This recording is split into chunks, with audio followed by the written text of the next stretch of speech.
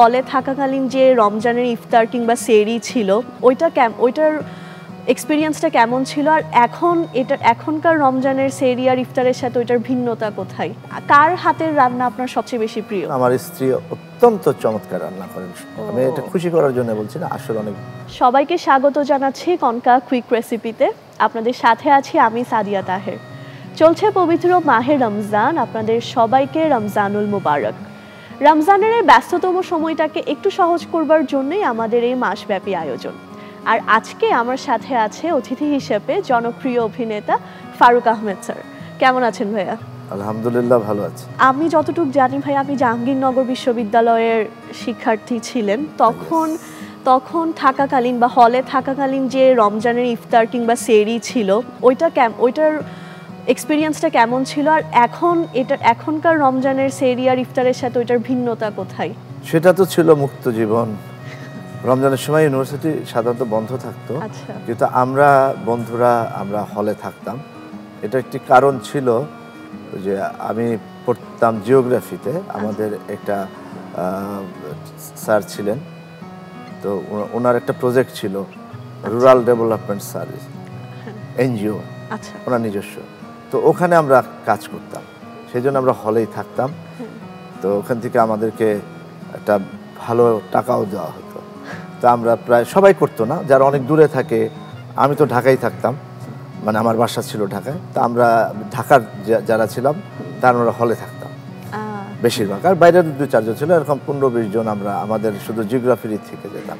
এবং আমরা নিজেরাই, তখন তো ক্যান্টিন বন্ধ ছিল, নিজেরাই রান্না করতাম, নিজেরাই সেহরি, নিজেরাই ইফতারি। এটা একটা বিরাট আনন্দ ছিল। 15 জনের মতন আমরা করতাম। এবং দিনের বেলা আবার ওই আরডিএস এর কাজ করার জন্য গ্রামে যেতাম। ওখানে চাকলগাঁও, তারপরে এরকম অনেক গ্রাম ছিল, ওখানে যে আমরা ওই মাছের ব্যাপারে আলাপ করতাম। তারপরে ডিপ টিউবওয়েল বসাইতাম, চক্ষু চিকিৎসা, এই কাজগুলি করতাম। আর বিকেলে ফিরে এসে সব ইফতারির জন্য একসাথে বসে যেতাম। সেটা অন্য এক আনন্দ ছিল। আর এখন শুটিংয়ের কারণে বাসায় সত্যি কথা ইফতারি করা হয় না।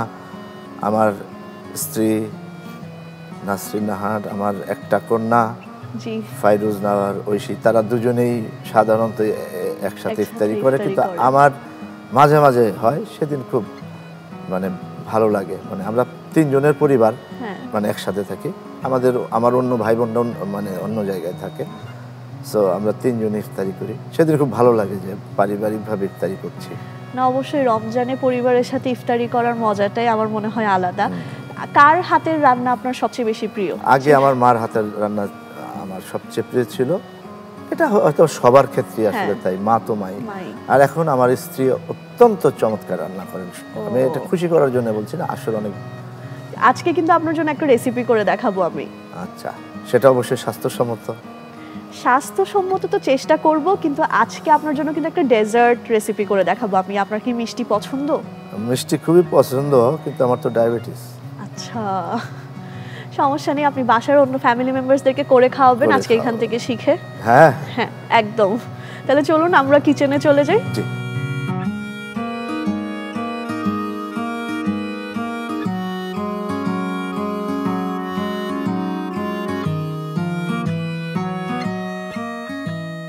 ভাইয়া, আজকে আমি আপনার জন্য একটা ডেজার্ট রেসিপি করে দেখাবো, যেটা হচ্ছে ছানার পায়েস। এটা আজকে কিন্তু আমরা কনকা রাইস কুকারে করব। কিন্তু তার আগে আমরা দর্শকদেরকে একটু দেখিয়ে নিই আমাদের কি কি উপকরণ লাগছে।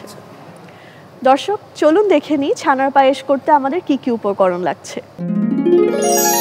ছানার পায়েস উপকরণ: ছানা 1 কাপ, তরল দুধ পরিমাণ মতো, গুঁড়ো দুধ 3 টেবিল চামচ, এলাচের গুঁড়া সামান্য পরিমাণ, কনডেন্স মিল্ক 2 টেবিল চামচ, বাদাম কুচি পরিমাণ মতো, গোলাপ জল 1 চা চামচ।